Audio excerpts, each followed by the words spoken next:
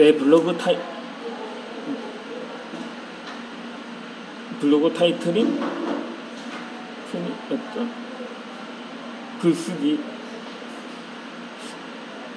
글쓰기와 독서법은 어느덧 내 트레이드 마크가 되었습니다. 싫든 좋든 어디를 가나 나는 블로그 사람들에게 각인됩니다. 굳이 내 소개를 하지 않아도 사람들은 이미 나를 알고 있거나 내 닉네임을 알고는 놀라움을 표시하며 알아보고 반가워합니다. 모든 것이 블로그에 글을 쓰기 시작하며 가지게 된 기분입니다. 이제 블로그는 내 개인 트렌드나 마찬가지입니다. 당신이라고는 못할 것이 없을 것입니다. 내가 하루아침에 그렇게 된 것이 아닙니다. 몇 년 동안 꾸준히 쉬지 않고 온갖 글을 올린 결과물입니다. 다른 사람에 비하면 오히려 나는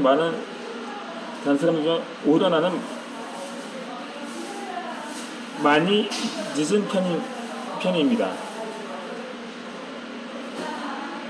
제가 나이로서는 많이 늦은 편이라고는 할 수 있겠죠. 물론 블로그는 처음 인터넷을 설치하고 처음부터 시작을 했지만 나름대로 나에 대한 존재를 더욱 부각시킬 수 있다는 점에서 유용하게 활용이 되고 있는 거죠. 제가 블로그 시절의 닉네임은 유튜브 시절의 닉네임하고 다르게 작성을 했습니다. 체게바라라는 명칭을 사용을 했었거든요. 그러다 보니 댓글을 다는 사람들은 이미 눈치를 채더라고요. 남미의 전설의 현명가 체게바라에서 따온 글이라고 알고 있는 거죠. 그러니까 약간 패러디했다고 볼 수가 있는 거죠.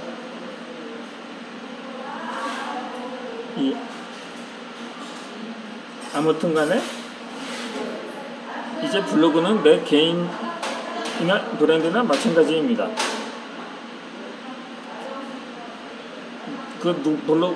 블로그를 통해서 글쓰기는 문맹자가 아니라면 누구나 쓸 수가 있는 거죠. 그렇다고 내가 하루아침에 그렇게 된 것도 아닙니다. 그렇게 몇 년 동안 꾸준히 쉬지 않고 온갖 글을 올린 결과물인 거죠. 다른 사람에 비하면 오히려 나는 많이 늦은 편입니다.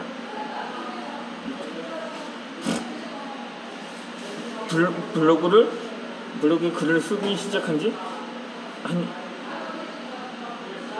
1-2년 만에 사람들의 주목을 받고 블로그가 자신을 대신하는 이미지가 된 사람이 많습니다. 그들에게 블로그는 또 다른 자아입니다.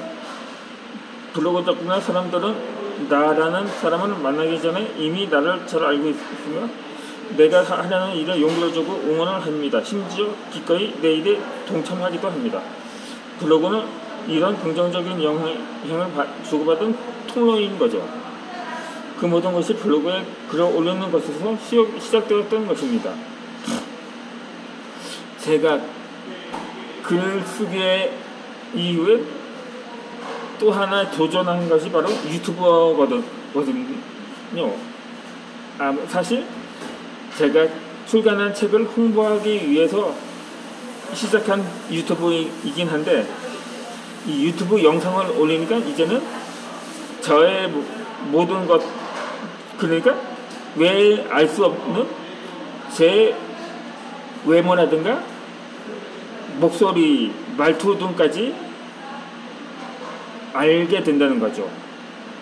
그렇게 해서 많은 사람들과 소통을 하는 창구로 이용을 할 수 있는 매체인 거죠. 그렇게 해서 내 글에 사람들이 댓글을 달아주고 나는 그 글에 답글을 달다 보면서 서로 만난 적도 없는 사람들끼리 친밀감을 느낍니다. 그들은 어릴 적부터 만나던 내 친구들보다 나를 더 잘 압니다. 현재 내가 하려는 일이 무엇인지 친구는 몰라도 블로그 이웃은 알고 있는 거죠.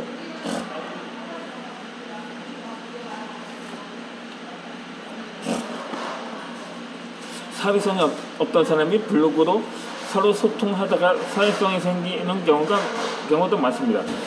인터넷에서 여러 사람과 즐겁게 이야기를 하다 보면 현실에서도 그렇게 됩니다. 블로그에 쓴 글로 인해 내가 사람들에게 존중받고 있다는 느낌은 말로 표현할 수 없이 즐겁습니다. 그 시작은 블로그에 글을 쓰는 것 뿐입니다. 블로그에 글을 쓰는 것이 늘 즐겁고 신나지는 않습니다. 어떨 때는 써야 할 필요가 있을까 하는 의문을 갖기도 합니다. 그럼에도 나는 글을 썼습니다. 내가 나를 뛰어넘을 수 있었던 것은 어디까지나 타고난 글발도 천재적인 글솜씨도 기발한 모의사에도 있지 않았습니다. 쓰고 또 쓰고 다시 썼던 것이 전부였던 거죠. 나라고 서평을 한 권도 빼놓지 않고 쓰는 것이 쉽지는 않았습니다. 그럴 리는 없겠고, 처음에는 독서 수준을 한 단계 높이기 위해 글쓰기를 시작했지만 시간이 지난 지금은 서평 쓰기가 책을 읽고 정리하기 위한 목적인지 글쓰기를 위한 방편인지 스스로 혼돈될 정도였습니다. 다행히도 아직까지 쓰기 싫은데 억지로 글을 짜낸 적은 없습니다. 책을 읽고 무엇이라도 머리에 남은 것이 있었기에 쓴 것이었죠. 그러니까 많은 사람들도 누구나 나처럼 글을 쓰는 목적을 가지게 되면 꾸준히 글을 쓸 수가 있습니다. 어떤 글을 쓰느냐가 아니라 꾸준히 쓰는 것이 핵심인 거죠. 글을 엉덩이로 쓴다는 표현이 있습니다. 손으로 공책을 쓰든 자판을 두드리든 자리에 앉아서 해야 한다는 뜻입니다. 다른 일을 하며 움직이면 글을 쓸 수 없습니다. 실제로 글은 엉덩이가 아닌 몸으로 쓰는 거죠.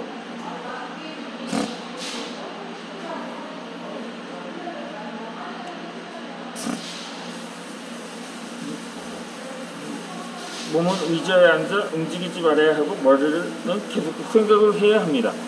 내 몸은 오로지 글을 쓰는 것에 집중해야 합니다. 어떤 유혹이 와도 참고 이겨내야만 하는 것입니다.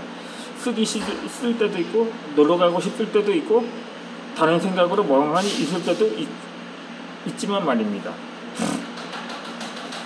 일주일에 딱 한 개씩 특정 주제의 글쓰기에 집중해서 꾸준히 글쓰기 능력을 키우면 됩니다. 꾸준한 글쓰기가 힘들고 어려운 것은 사실이지만 작가라고 해서 처음부터 글을 쓰지 않고 쓰지 않을 것입니다. 그 사람이 지금 어떤 일을 하고 있는 것 있든 똑같은 거죠. 그러니까 그냥 가만히 멍하니 무슨 생각을 하더라도 어떨 때는 이번 글을 지금은 제가 영상 촬영을 하고 있는데 어떤 영상을 올릴까 이전에 책을 썼을 때도 마찬가지고 무언가 머릿속에 구성을 하면서 착수를 하게 되는 거죠. 그럴 때는 항상 그러다가 안식을 갖기도 하는데 그러면 어느 순간에 영감이 떠오를 때가 많거든요. 좌우지간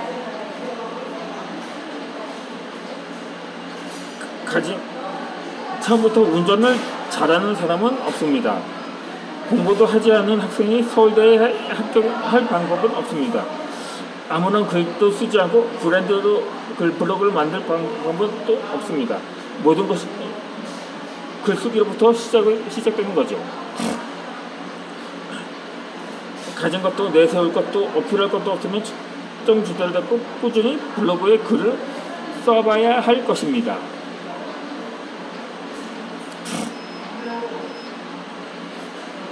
그러면 어느 순간 사람들이 그 글에 반응하고 좋아하면서 그 사람을 전문가로 인정하게 됩니다. 단순히 글을 쓰기 시작하면 이 모든 것이 이루어질 수 있습니다. 파워 블로그는 흔히 말하는 무점포로 가능한 일입니다. 내 몸만 있으면 어느 곳에서든 가능합니다. 글을 쓰는 시간을 만들기만 하면 됩니다. 처음부터 특정 주제로 글을 쓰는 것이 너무 어렵고 힘들면 부담 없이 일상 속의 소소한 이야기부터 써보는 것입니다. 현대는 멀티미디어 시대라고 합니다. 개인이 직접 동영상을 찍어서 유튜브 같은 곳에 올리는 시대인 거죠. 이런 시대에 글쓰기가 과연 무슨 필요가 있을까 하고 생각하는 사람도 있을 것입니다. 하지만 역사적으로 과거보다 글쓰기가 더욱 중요한 시대가 되었습니다. 취업하는데도 천편일률적인 자기소개서보다 남들과 다른 자기소개서를 쓰는 지원자가 합격할 가능성이